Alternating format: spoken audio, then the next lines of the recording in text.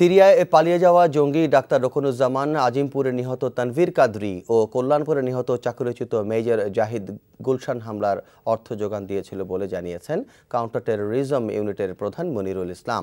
তেজগাঁও এলাকায় অভিযান চালিয়ে 7 জেএমবি সদস্যকে আটকের পর সংবাদ সম্মেলনে এ তথ্য দিয়েছেন এই গোয়েন্দা কর্মকর্তা। তিনি বলেন, আটক 7 জঙ্গি সাংগঠনিক অর্থের যোগান দিতেই ডাকাতির মতো কাজে লিপ্ত হয়েছে। পুলিশ জানায়, 7 জেএমবি সদস্যের কাছে ডাকাতির সময় লুণ্ঠিত 67 ভরি স্বর্ণ, 4টি পিস্তল, 5টি ম্যাগাজিন, 10 রাউন্ড গুলি ও 6 লাখ টাকা উদ্ধার করা হয়েছে।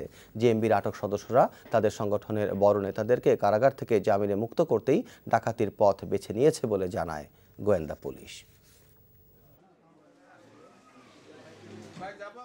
তারা এই ডাকাতি করে মূলত অস্ত্র, বিস্ফোরক এবং তাদের যে সমস্ত নেতারা জেলখানায় রয়েছে তাদের মামলা চালানো এবং তাদেরকে ছাড়িয়ে আনার জন্য তদবির করছিল। তারা বেশ কিছু বিস্ফোরক দ্রব্য ও সেগুলো সংগ্রহ করেছে। তাদের পরিকল্পনা তারা প্রাথমিক জিজ্ঞাসাবাদে তারা স্বীকার করে।